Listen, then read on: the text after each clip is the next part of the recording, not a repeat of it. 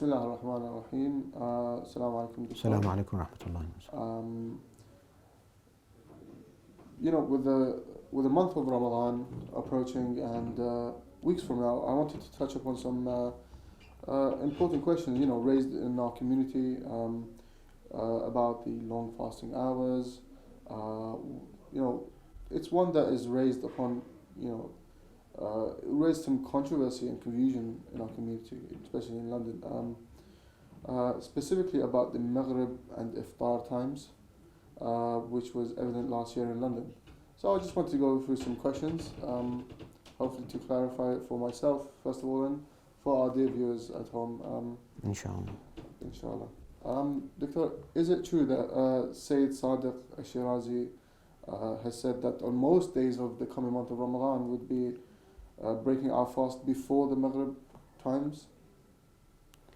Bismillah ar-Rahman ar-Rahim. Yes, and that was practiced last year by some of the faithful, that when the fasting hours are too long, longer than normal if you like, then the faithful may break their fast before Maghrib, and of course they have to perform their prayers at Maghrib time.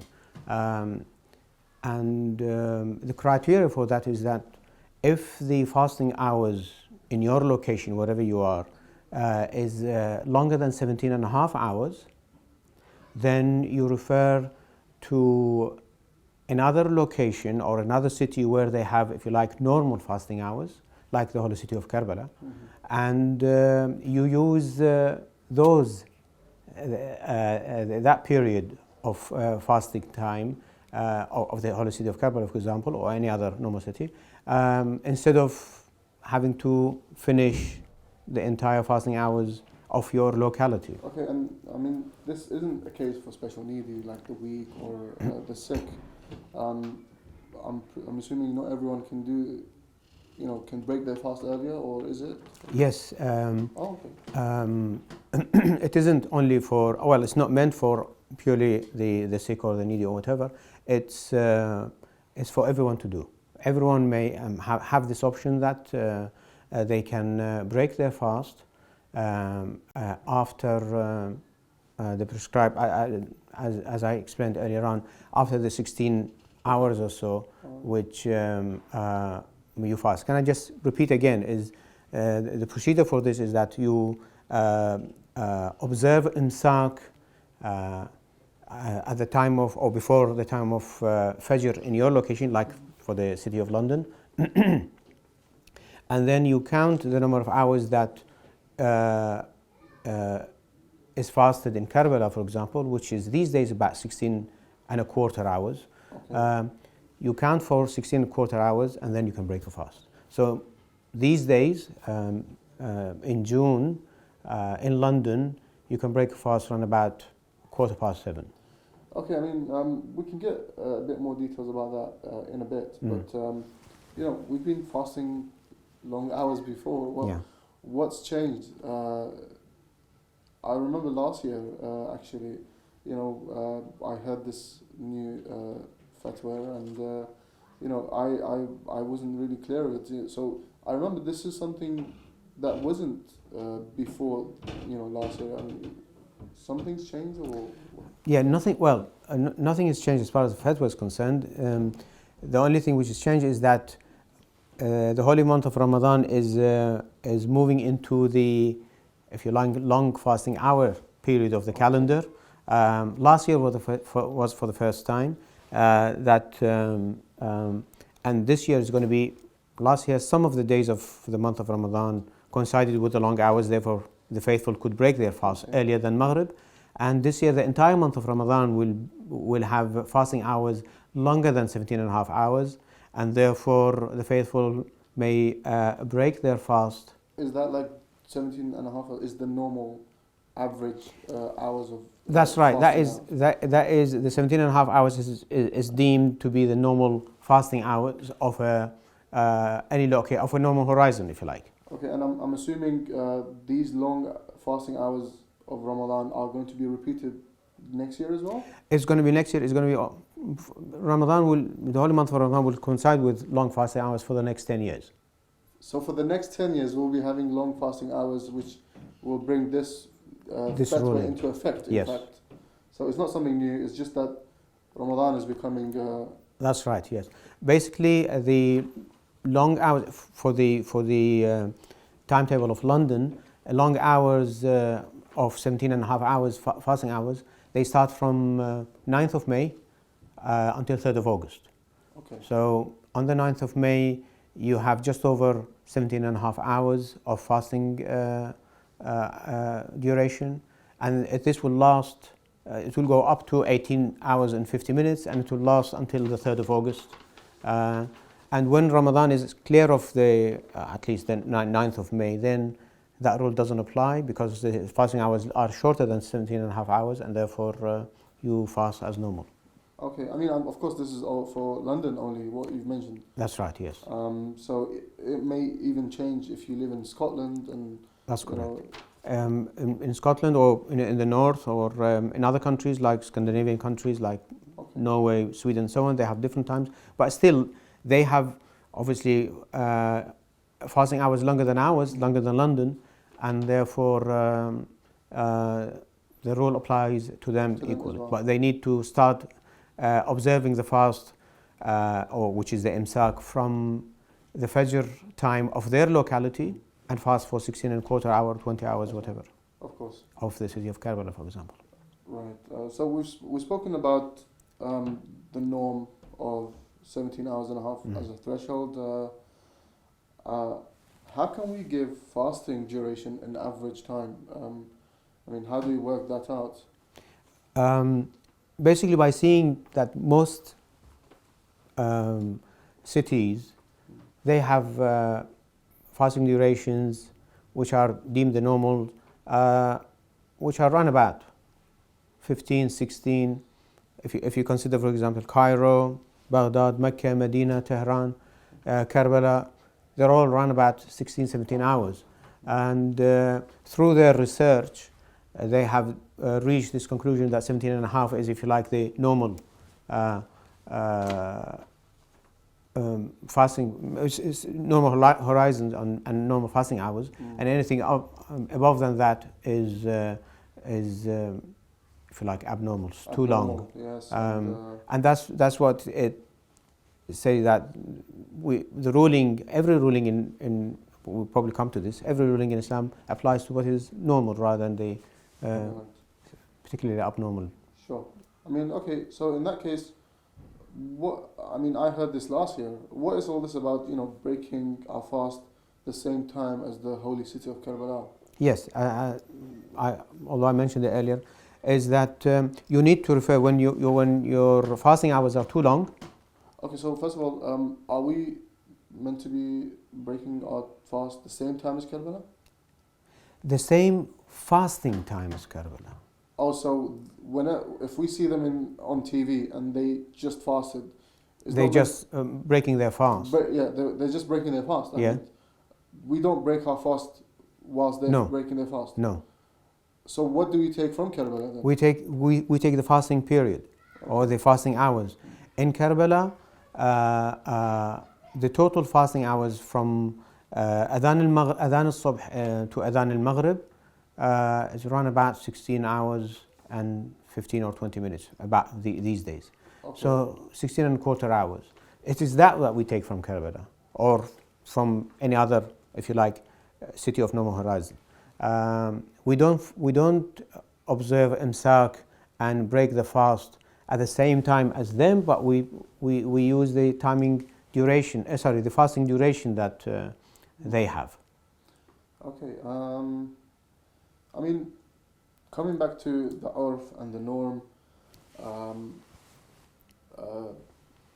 I find it hard to believe how we can give urf to such a thing such as fasting. I mean, is the norm or the urf used in Sharia Islam? Where else is it used? Yes. This is cited in various cases. the scholars, or the Islamic scholars, have cited the urf, or the normality of different issues, to be the criterion. For example, when you want to calculate the volume of core water, we won't go into the definition of what's meant by core water, but anyway, when you come to calculate the volume of core water, they say it is 3 spans, or the width of human hands, 3 spans by 3 spans by 3 spans. Okay. And they say, if we go back to them and say, okay, there are different people who have different sizes of their hands. That's right, yeah. And so which span do we use? Yeah. The one whose span is like 18 centimeters or 20 centimeters or 25 centimeters, they say the normal one, the urf, the muta'arif. So we don't go after hands or spans which are too short or too long. So the urf comes here in this respect, and of course in various other cases. And the same criteria is applied in the case of fasting and the fasting duration in places where the daytime is too long. I see. Okay. So there is this precedence for this in fiqh or in jurisprudence for other cases, citing the urf. Oh, there is. And applying the rule according to the to the muta'arif, to the normal. Okay, fair enough. I mean, that's interesting. Can I ask you to, give us the formula again? I mean, this goes the same for our viewers who are in Denmark and Norway and Sweden especially. Can you give us the formula of how you work out when to break our fast? To break your fast. Yes, you observe imsak, which is abstaining from eating and drinking, before the Fajr time, the time of Adhan al-Subh, and you count for the number of hours that are fasted in cities which have normal horizon. Let's take the example of the holy city of Karbala, which is around about 16 and a quarter hours, right. Depending on what day of the month you are. By the way, this is only if you know that your day is going to be longer than That's right. 17 and a half hours. That's right, yes. Of course, if the fasting hours where you are shorter than 17 and a half hours, then that rule doesn't apply. Okay. So you just have to fast as per normal. But when the fasting hours in your locality is longer than 17 and a half hours, like for example, we are in the month of June, and in Scandinavian countries, their fasting hours could be 19 or 20 hours. Wow. And that is above the threshold, which is 17 and a half hours, and therefore they can start observing imsak, which is abstaining from eating and drinking or whatever that invalidates the fast, from the Fajr time or before the Fajr time of their locality, and count for 16 and a quarter hours from that time, and after that they can break their fast. So let us say that in a city the Fajr time is 2 o'clock. Mm-hmm. Let's say in one of the cities in Scandinavian countries. Mm-hmm. If the Fajr time is 2 o'clock, then they start observing imsak, and of course from that time. And after 16 and a half hours, 16 and a quarter hours, which makes it 18:15, right. They can break fast. So 6:15 local time, they can break their fast. I see. That clarifies it a bit more, actually. Okay. So you start counting from the time of the Fajr time of your locality for 16 and a quarter hours, and break your fast. And that 16 and a quarter hours is the fasting time or fasting hours, fasting duration of the holy city of Karbala. That's right. I mean, at this time of the year in June. Okay.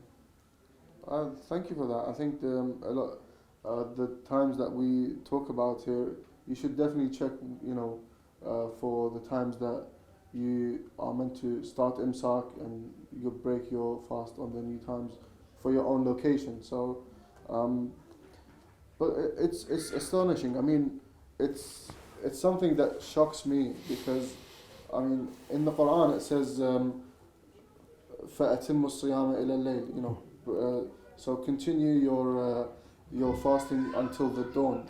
Until dusk. Until dusk. This will mean that although we can see the sun shining everywhere, we will be still breaking our fast. I mean, Yes. how could we even accept that on ourselves? Yes. That's something that shocked me personally, actually. Yes. Well, as I said, these ahkam, these rulings are applied to cases where the issues concerned are of normal timing or quantities.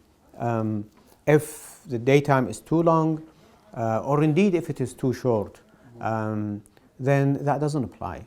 And as I said, the normal aspect is important. The normal by mean in Arabic is the muta'arif.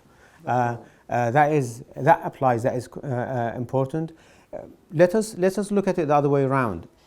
Imagine that we have cities again in the northern countries, northern parts of the Scandinavian countries, where the days are too long during the summer.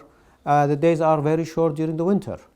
Okay, and indeed it could be a few hours, 2-3 hours. Wouldn't we love that? I mean, Okay, 2 hours so of fasting. would that be would that make any sense that you fast for 2 hours, 3 hours, or 4 hours? You would say, well, it says فَأَتِمُّ الصِّيَامَ إِلَى اللَّيْلِ. So now it is night time, which is I don't know, 2 o'clock in the afternoon, and therefore I can break my fast. So say Sadiq Shirazi states that again, if it is too short, and the threshold for that is 6 hours, if it is shorter than 6 hours, again you cite another city, like for example the holy city of Karbala. And I worked out that during the winter, holy city of Karbala, the fasting time is 12 hours. So I mean, if it's in the So winter, it works both ways. Both ways. Both Yeah. ways. That makes sense. I mean, the hours in some countries, if you want to look at the other extreme end, is yes, they will have to be fasting for longer, even maybe 21, 22 hours even, and that's just impossible. So instead of making them be forced to go outside the distance of, you know, a shara, 22 kilometers, yeah. 22 kilometers, as you say. I think this is an understandable alternative. Yeah. Okay. What about prayer? I mean, so we can break our fast. Does that mean we have to pray early as well? No, because as long as you have you have sunset. Okay. Like in southern Scandinavian countries and of course in the whole of UK, as long as you have sunset, even if the fasting hours are too long, are above the 17.5, the threshold of 17.5 hours, and even if you break your fast something like 2 hours before sunset, then you wait. You have to pray your prayers after sunset, at the time of Maghrib, which is after sunset. So the Salat al-Subh and Salat Maghrib and Isha, they apply as per normal because you actually have sunset and sunrise. Okay. I mean, this concludes our session. Thank you for taking your time. It's okay. I hope I've clarified the issues of concern. Yeah, definitely. I think a lot of people will benefit from these, Inshallah. especially when spoken in English. You know, finally, if anybody does want any more information about this, or we'll actually be having a Maghrib and an alternate Iftar time calendar uploaded on imamshirazi.com, and of course your and side, of course KarbalaLondon.com. So please don't forget to check that out for this coming month of Ramadan. but of course that will be only for the city of London, of course. Of course, this will be for the city of London. So if you're in Denmark, please don't take that into consideration. And but again, I mean, wherever you are,